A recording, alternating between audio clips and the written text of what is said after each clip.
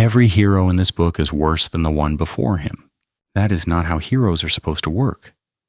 Heroes are supposed to get better, braver, cleaner.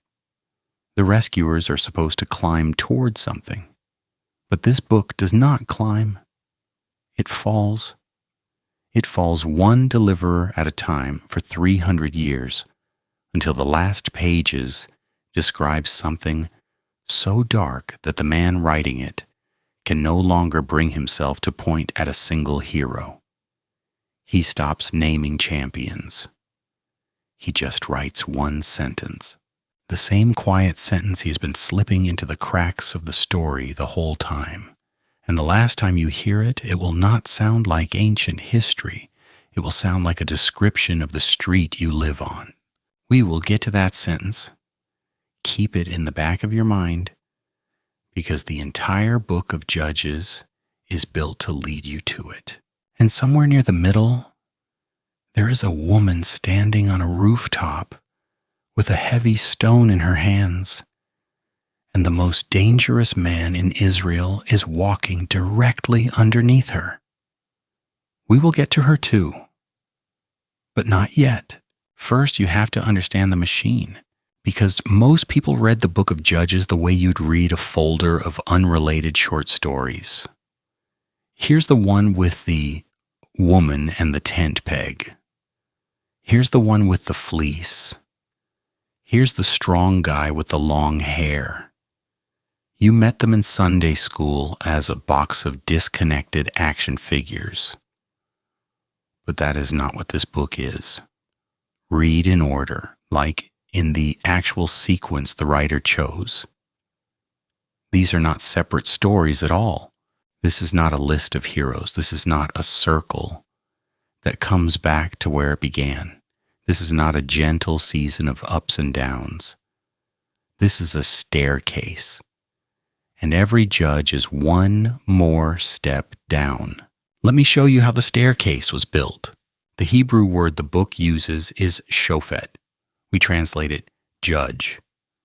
And that is almost a disaster, because the moment you hear judge, you picture a courtroom, robes, a gavel, somebody deciding cases.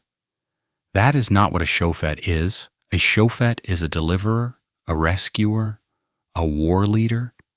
God raises up in an emergency to drag the nation out of a pit it dug for itself. These people do not sit behind a bench. They pick up a blade, and the emergencies come in a pattern. Watch it, because once you see it, you cannot unsee it. First, the people abandon God and chase the gods of the nations around them.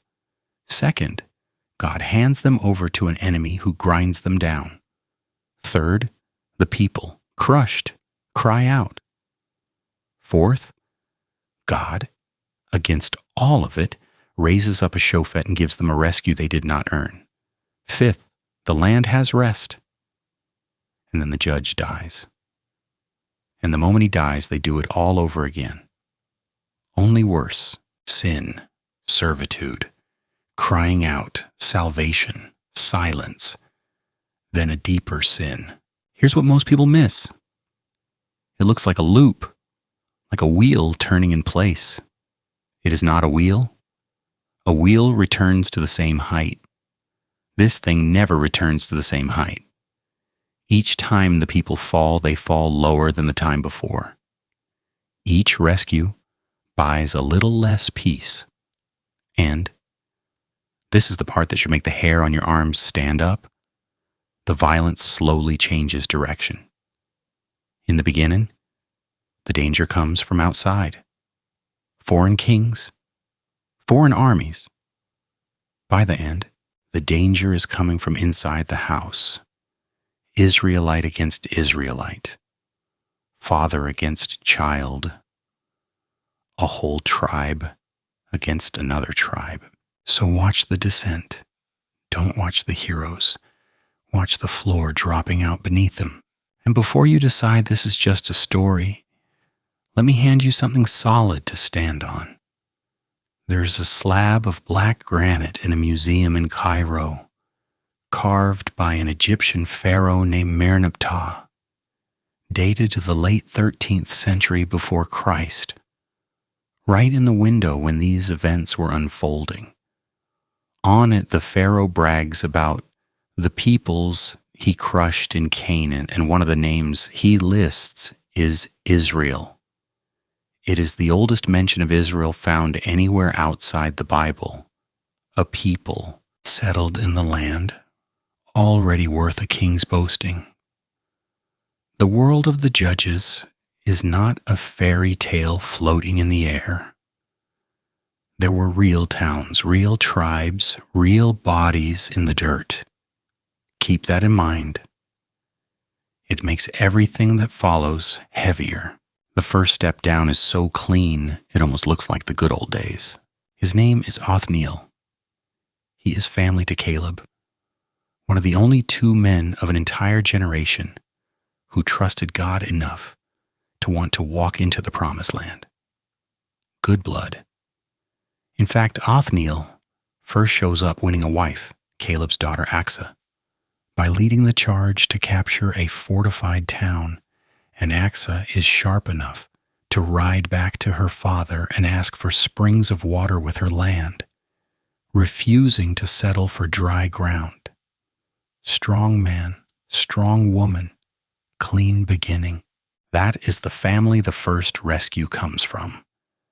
The people have sold themselves to a king with a name so long it sounds like a curse, Cushan Rishathaim. For 8 years he owns them. They cry out. God raises Othniel.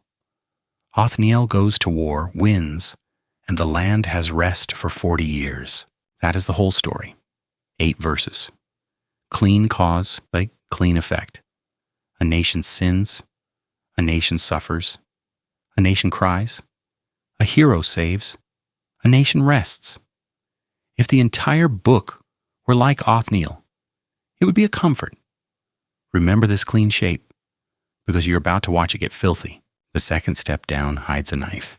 After Othniel dies, the people go right back to it, and God hands them to Eglon, the king of Moab, described in a detail the writer clearly wants you to feel as a very fat man.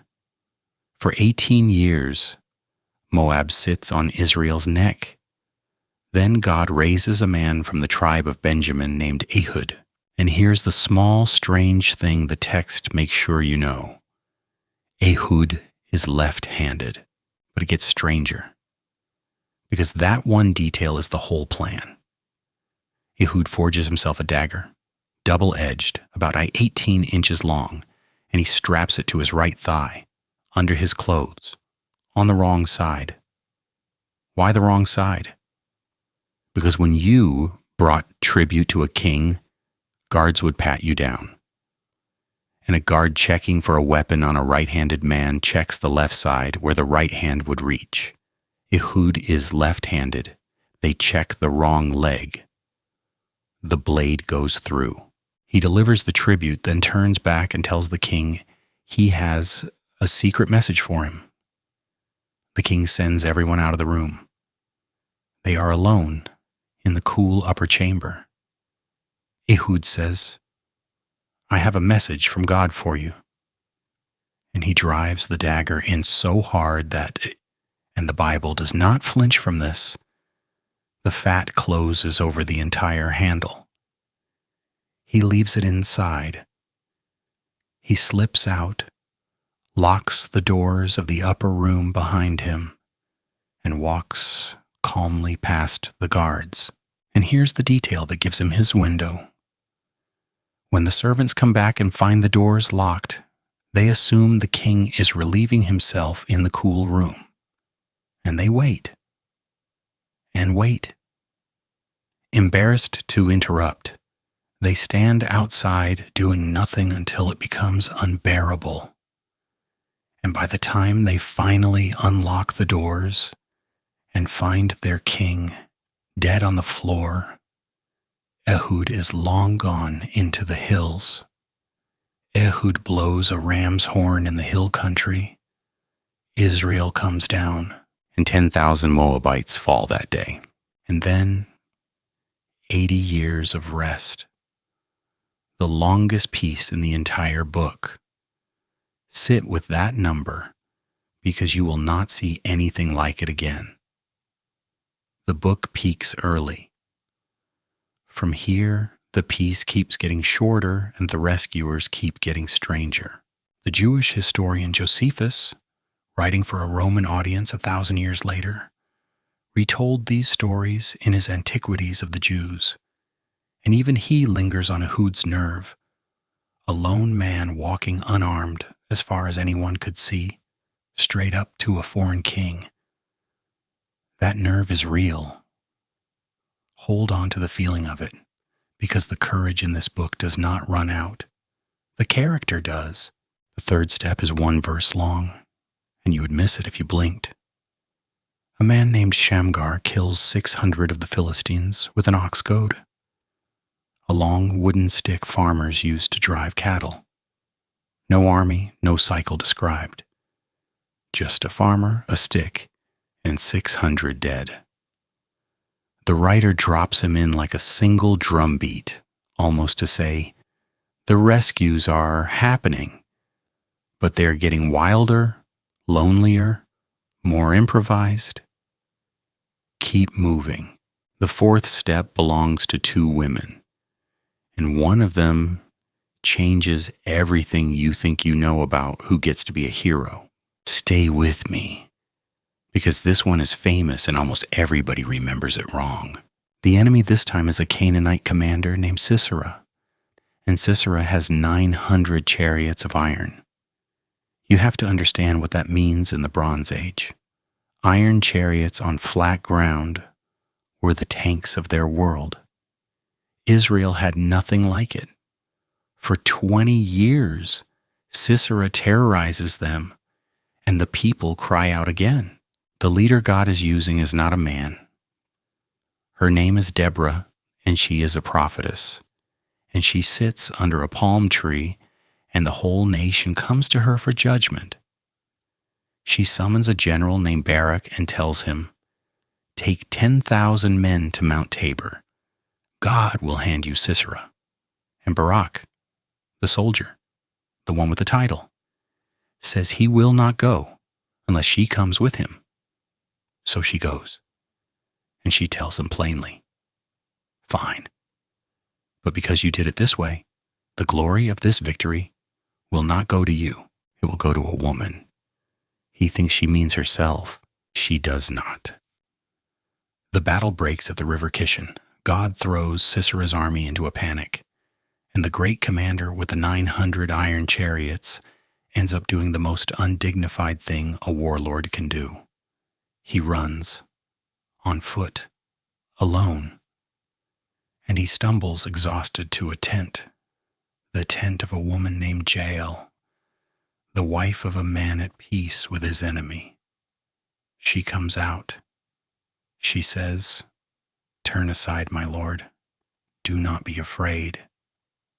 She gives him milk. She covers him with a blanket. He asks her to stand guard and lie if anyone comes looking.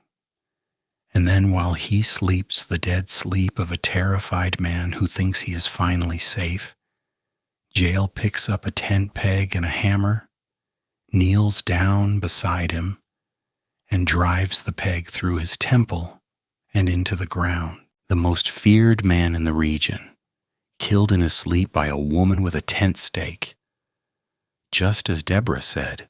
And then Deborah sings. The song in chapter 5 is one of the oldest pieces of poetry in the entire Bible. Scholars who argue about almost everything agree this poem is ancient, older than most of the Hebrew around it, close to the events themselves. It is a war song, and it is brutal, and it ends with a chilling little scene. Sisera's mother, far away, standing at her window waiting for her son to come home from the slaughter, telling herself he must just be busy dividing up the plunder. He is not coming home. He is a peg in the dirt. 40 years of rest follow. And if you are keeping count, you noticed it. 80 years for Ehud, now 40 for Deborah. The piece just got cut in half. So here we are at the end of Act 1. 4 rescues. The heroes are still more or less clean. The enemies are still more or less foreign. The blood is being spilled on the borders, not in the bedrooms. This is as healthy as the book of Judges ever gets. It is all downhill from here. Before I take you down, let me ask you something, because what comes next is heavier, and I want to know who's actually walking through this with me. If you're feeling the shape of this story, the way it tightens, do me one favor. Subscribe and leave a single word in the comments. Which step down hit you hardest so far? Ehud's blade? Jael's tent peg, or that mother at the window who doesn't know yet? I read them. It tells me what to make next, and it tells me you're here. Now, let's go down. Because the 5th step is where the spiral stops pointing outward and starts pointing in. His name is Gideon, and his story begins with one of the most human pictures in the Bible. The enemy this time is Midian, and Midian does not just attack, they swarm. Every harvest, they pour in like locusts, take everything and leave.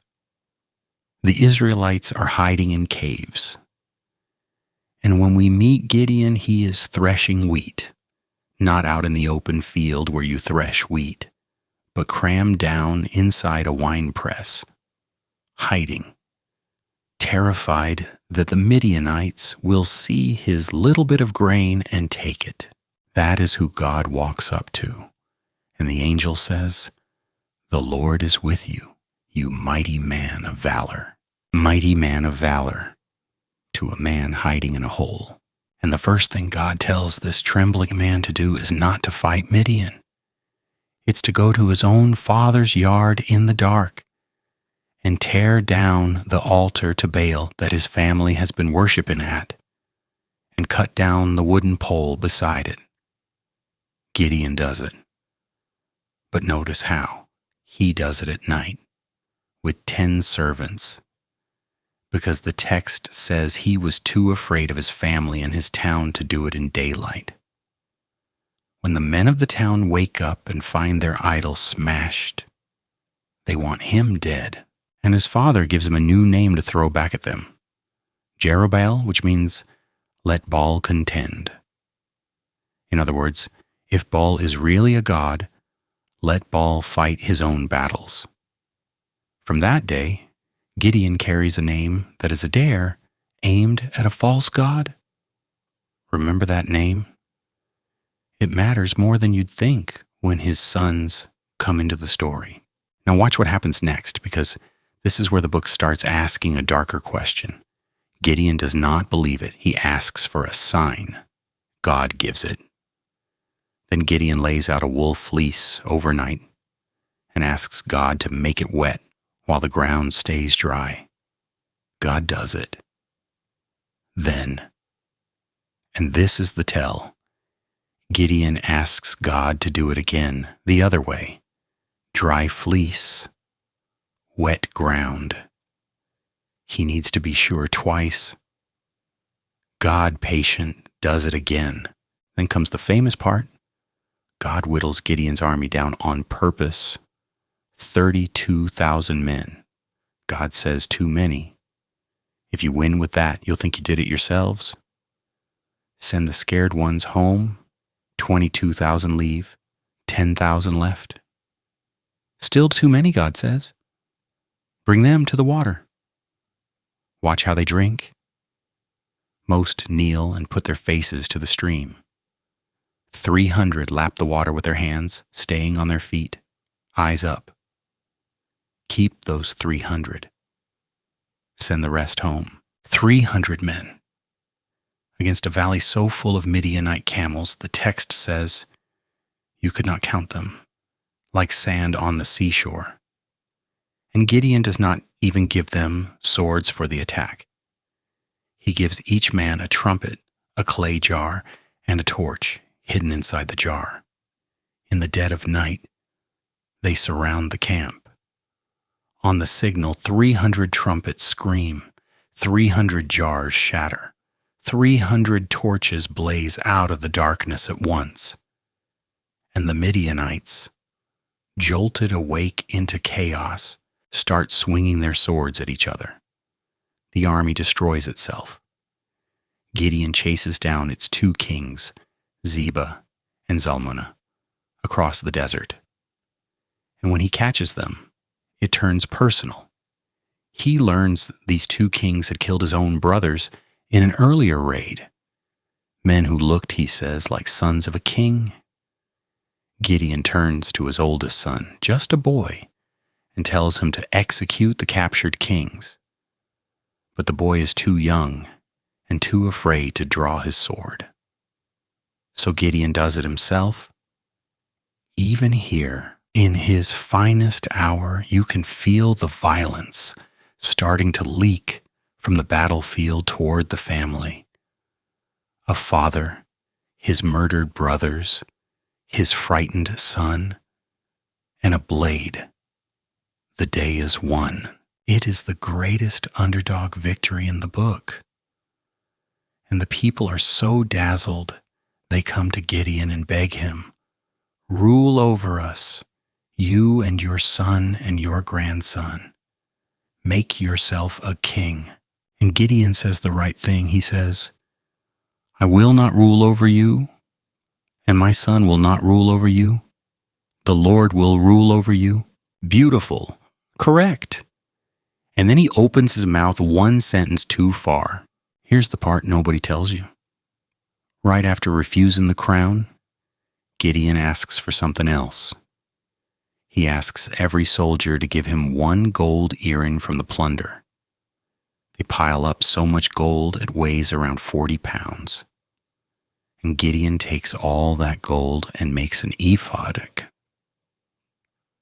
a kind of priestly object, and sets it up in his own town. And the Bible says all Israel prostituted themselves to it there, and it became a snare to Gideon and to his family. Do you feel the floor move? The man who just refused to steal God's throne turns around and builds the thing that pulls the whole nation back into idolatry. The deliverer himself plants the next collapse. That has never happened before in this book. The earlier judges saved and died. Gideon saves on Lante and then poisons the well on his way out. The rot is no longer just in the people. It's in the rescuer. Oh, and one more detail the writer slips in, almost casually. Gideon had 70 sons. Remember that number, 70. Because the 6th step down is the one I promised you. It's the rooftop. It's the stone. And it is the moment the violence in this book finally fully turns against Israel's own blood. After Gideon dies, one of his sons, a son by a side wife from the city of Shechem, decides he wants the crown his father refused. His name is Abimelech. He goes to his mother's relatives in Shechem and makes them an offer. Wouldn't you rather be ruled by one of your own than by 70 sons of Gideon? They give him silver from the temple of their idol. He hires a pack of reckless men. And then he goes to his father's house and murders his brothers, all 70 of them. On one stone, like an execution, only the youngest, a boy named Jotham, escapes by hiding. Look at who this killer is. This is the spiral showing its true face. He is not a Canaanite. He is not a Moabite. He is not a Philistine. He is Israel's own son with Israel's own blood on his hands. And the blood belongs to his own brothers. For the first time, the enemy in the book of Judges is not at the border. He is at the breakfast table. Jotham, the boy who got away, climbs Mount Gerizim and shouts down a parable at the men of Shechem. He tells them a story about the trees of the forest, going out to anoint a king over themselves. They ask the olive tree, but the olive is too busy giving its rich oil to bother ruling. They ask the fig tree, but the fig won't leave its sweetness. They ask the vine, but the vine won't abandon its wine. So finally, in desperation, all the trees turn to the bramble, the worthless, dried-out thorn bush that grows nowhere useful, and they beg it to be king. And the thorn bush puffs up and says, "Come, take shelter in my shade. A thorn bush has no shade."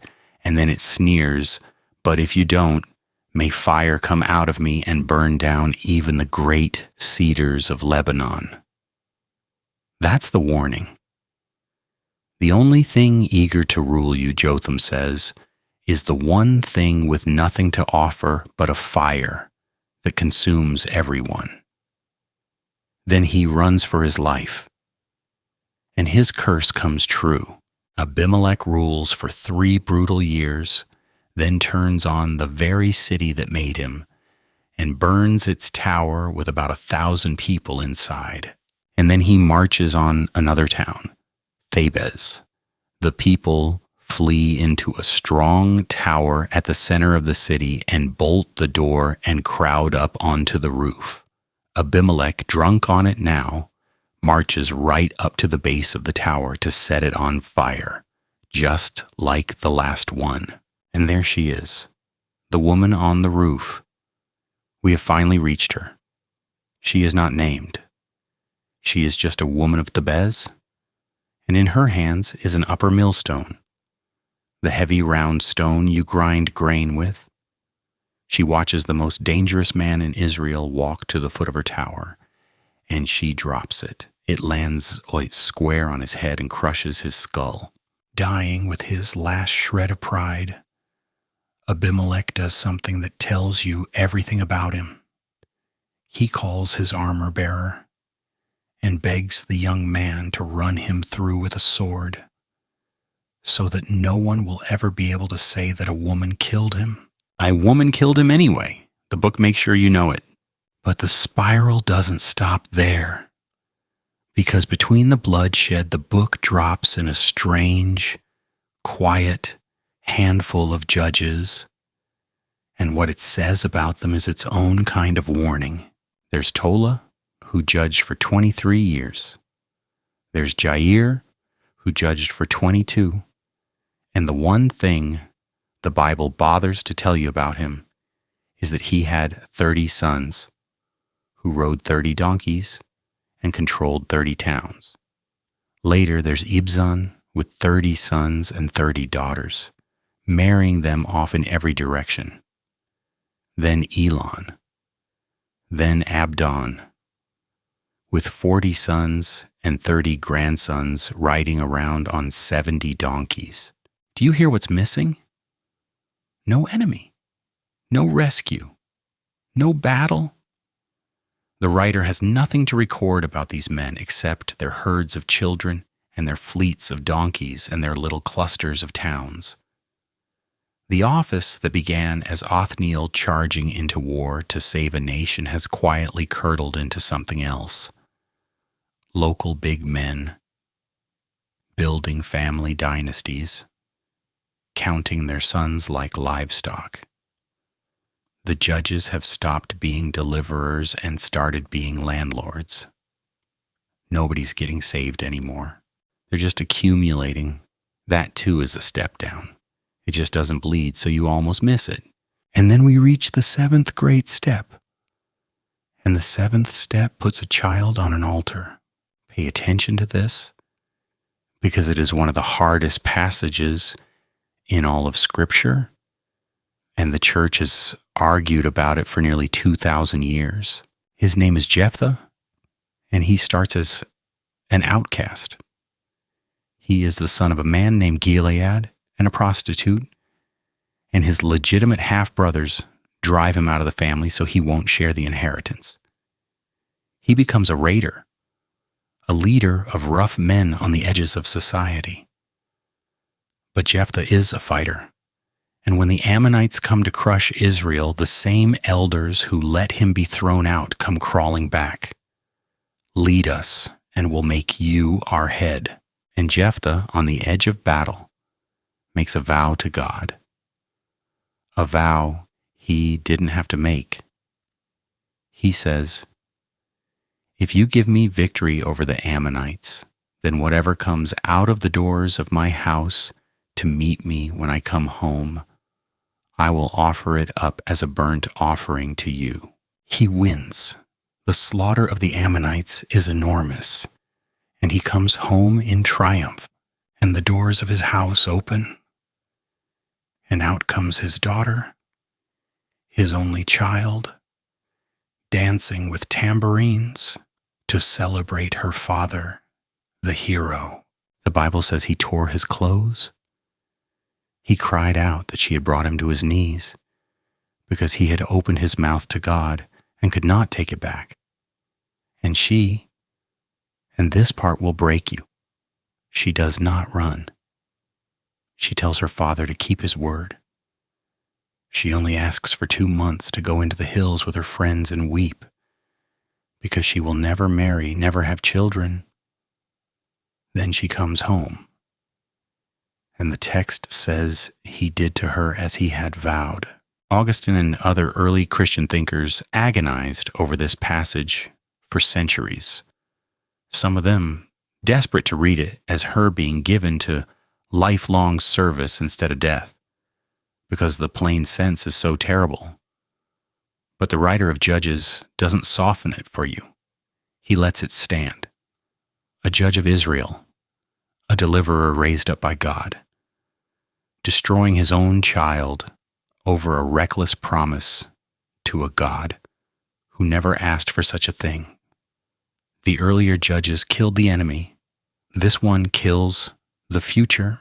And this is where it gets darker still, because Jephthah is not finished spilling Israelite blood. The men of the tribe of Ephraim come picking a fight with him. Furious they didn't get to share the glory. It turns into a war between brothers. Jephthah's men seize the shallow crossings of the Jordan River, and they invent a test. When a fleeing man tries to cross, they make him say one word, shibboleth. It means an ear of grain or a rushing stream. But the point is the sound. The Ephraimites couldn't make the ish sound. They'd say Sibboleth, and every man who said it wrong was killed on the spot at the river's edge. 42,000 of them. 42,000 Israelites dead. Not from a foreign army, but from their own people, sorted for slaughter by the way they pronounced a single word. That is where the word shibboleth comes from in English to this day. A small test that marks who's in and who's out. It was born here at a river full of bodies, brother killing brother over an accent.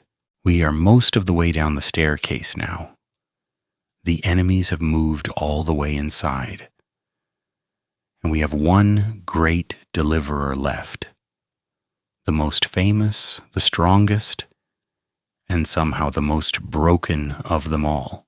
But before I take you into the dark with Samson, I have to be honest with you about why I keep making these. There are channels with 100 times my reach telling these stories with smoother voices and bigger budgets. The only reason a small channel like this one survives is the people who decide it's worth keeping. If this has earned 20 minutes of your attention, give it 10 seconds back. Hit subscribe. And if one moment so far made you sit up, Jael's hammer, that millstone, the daughter at the door, drop it in the comments. That's the whole engine. Now, Samson, hold that thought about strength, because Samson's story is going to flip everything you assume about what strength is for. He is born to a couple who couldn't have children. His father is named Manoah, and his mother, who is never named, is barren until the angel of the Lord appears to her in a field and tells her she will carry a son. Manoah, anxious, begs God to send the messenger again so he can hear it for himself, and the angel returns. They prepare an offering on a rock, and as the flames rise, the angel of the Lord steps into the fire and ascends in it, straight up toward heaven, and the two of them fall on their faces in terror, certain they are going to die for having seen God. They don't. They get a son instead. And the angel tells them this son will be a Nazir from the womb, a Nazirite. The word means set apart, consecrated. It came with vows. No wine, never cut your hair, never touch a dead body.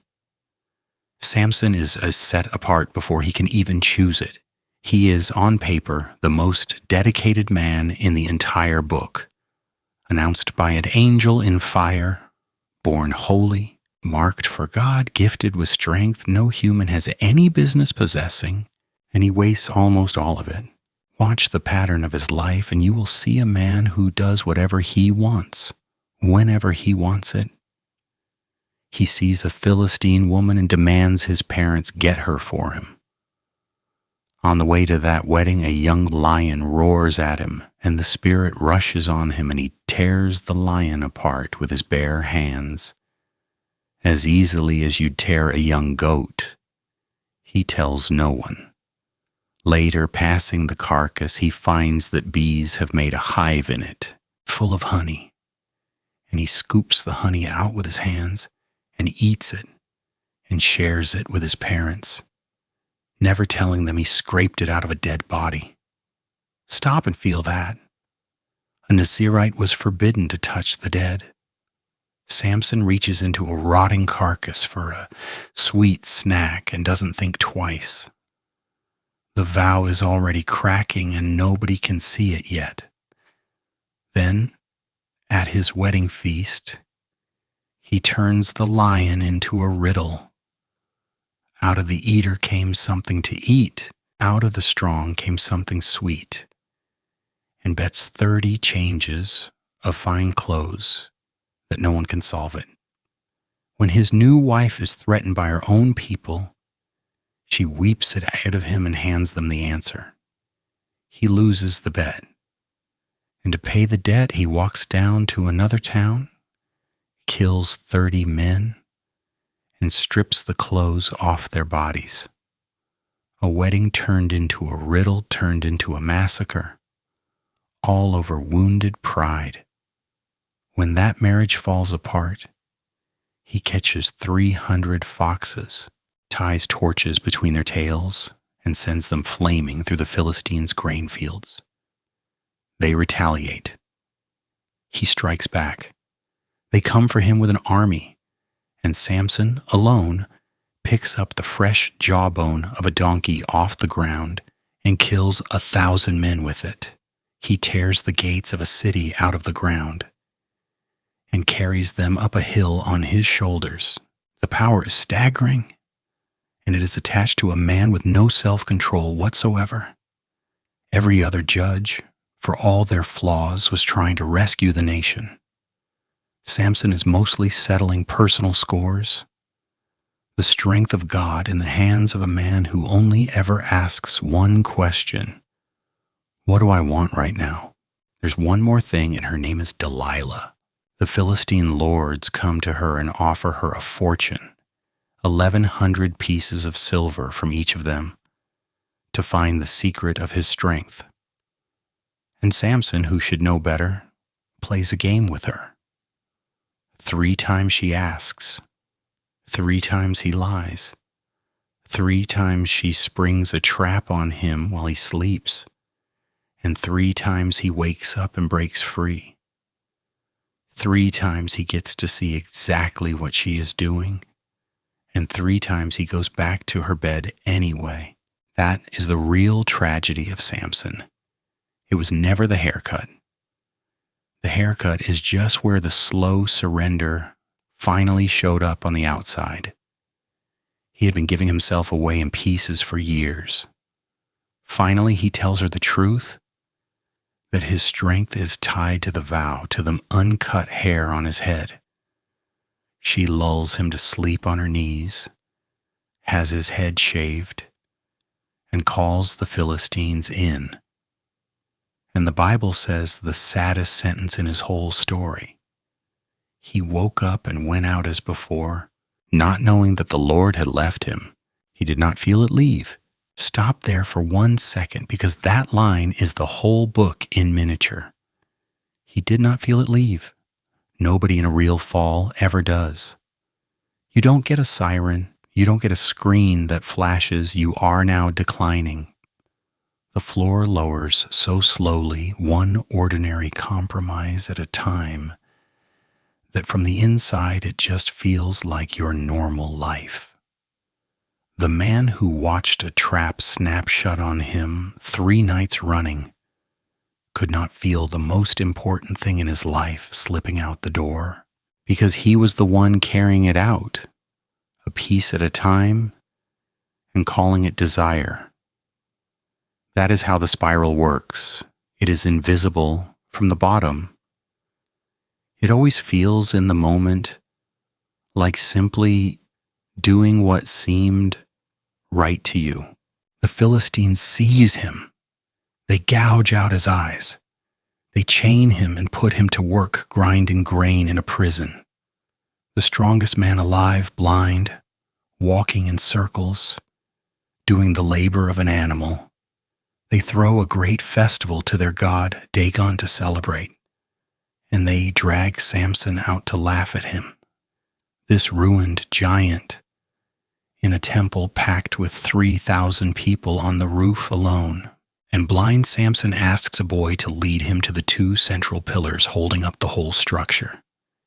He prays one last prayer, and the only quiet, God-aimed prayer of his entire life, asking for his strength to make one more time.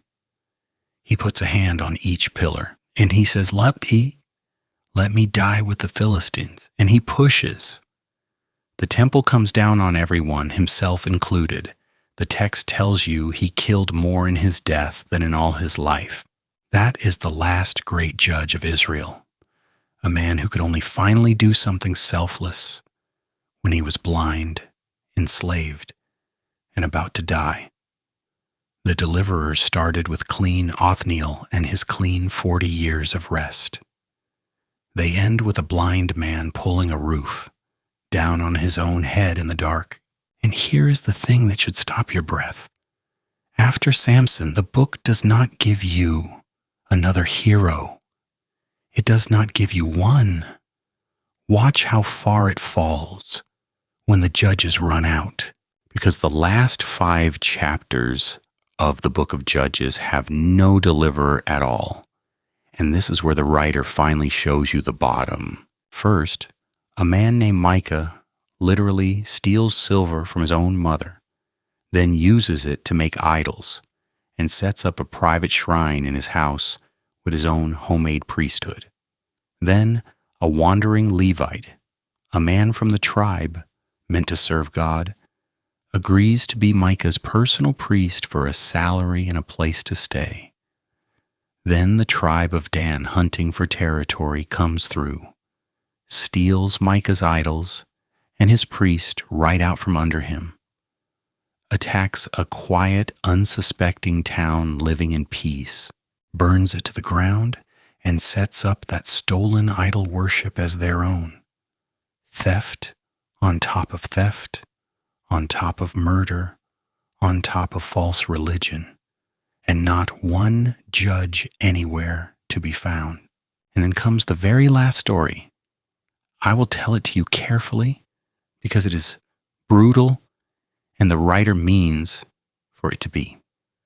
A Levite is traveling with his concubine, and night falls, and they stop in an Israelite town called Gibeah, a town of their own people in the tribe of Benjamin.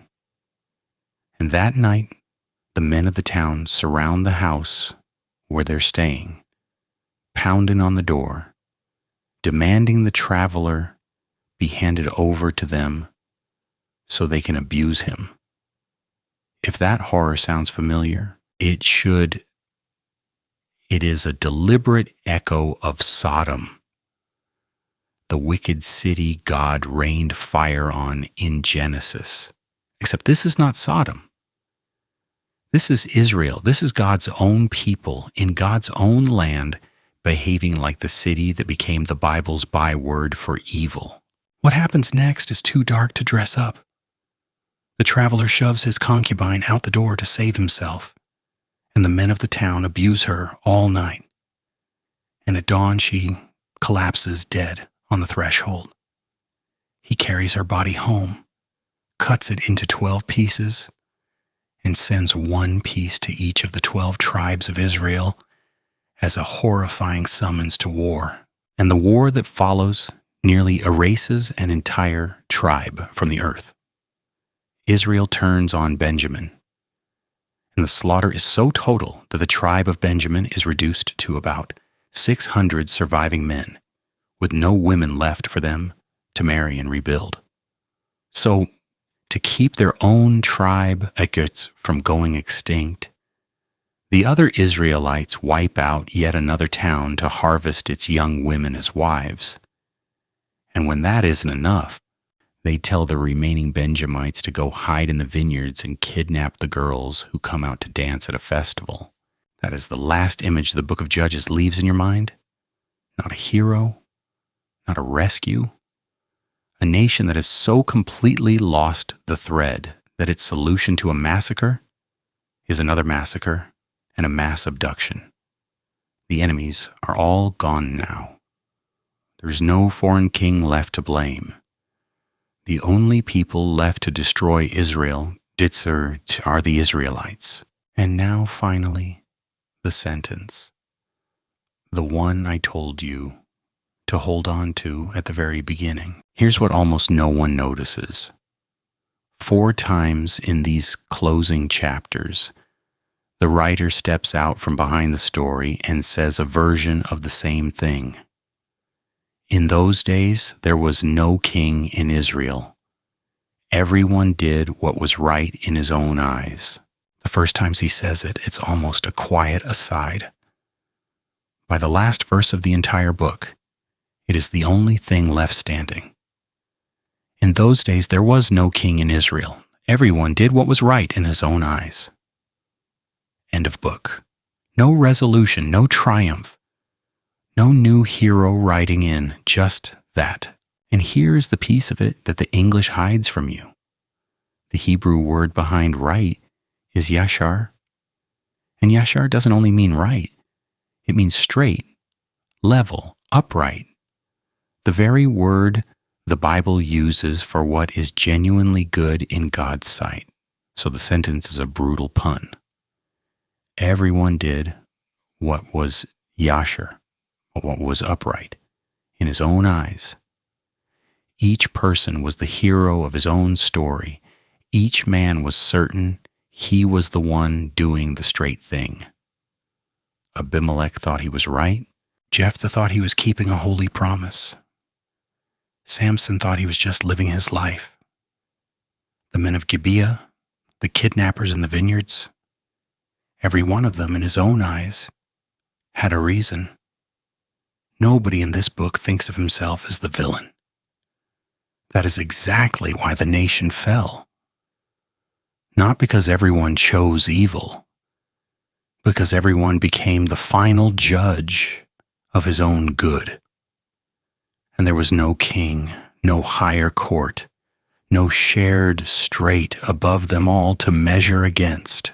300 years of everyone being right in his own eyes. And the end of it is a tribe in ashes and a body cut into 12 pieces. That is the spiral. That is what it was always falling toward. The open question the whole book leaves screaming in the silence is the one the writer planted in that sentence. If everyone doing what's right in his own eyes leads here to this, Then what Israel needs is not another Shofet, not another rescuer for one more emergency. They need a king, a true one whose eyes set the standard instead of everyone setting their own. And the book ends without giving you that king. On purpose, it leaves you aching for him. It was written to leave you aching for him. So let me give you the 3 things to carry out of this. The first is simple, and it's the key that unlocks the whole book. The judges were never really the point. The cycle was Othniel, Ehud, Deborah, Gideon, Jephthah, Samson. They are not a highlight reel of heroes. They are mile markers on a road going down. Read them in order, and Judges is not a folder of short stories. It is one long engineered collapse, built to show you what a people becomes when there is no true king, and everyone is the supreme court of his own life. The second is for you personally, and it is the warning in Samson's last waking moment. He woke up and went out as before, not knowing that the strength had left him. You will almost never feel the floor moving. Decline does not announce itself. It never feels like a fall while you're in it. It feels like freedom, like finally doing what seems right to you. Right in my own eyes is not the language of an obvious villain. It is the language of every single person in this book, and most of them were certain they were the good guy. The most dangerous step down is always the one that feels, in the moment, completely reasonable. And the third, the one I most want to leave sitting on your chest tonight, the book of Judges ends in the dark on purpose. No king, no hero, a nation in pieces, and a sentence that just hangs there. And it is supposed to leave a hole in you, the exact shape of a king who has not come yet. Every blind, broken, half-failed judge was a flare shot into the night, signaling the same thing. We cannot save ourselves. We need someone who is actually good all the way down, whose eyes are the standard and not the problem. The whole groaning, bloody book is a 300-year-long prayer for a king. And if you know how the larger story goes, you know that prayer does not stay unanswered forever. So tell me, because I genuinely want to know, which step down hit you the hardest? Ehud's hidden blade, the daughter walking out the door to her father, or Samson in the grinding house, blind, not knowing what had left him? Put it in the comments. One line. I read every one. And if any part of this made the staircase feel real, made you feel the floor drop, then do the one thing that keeps stories like this getting made. Subscribe. Stay for the next one, because the same Bible that records the darkest 300 years of Israel's history is the same Bible that refuses to end there. The judges could not save them, not one of them. That was never the failure of the book. That was the whole point.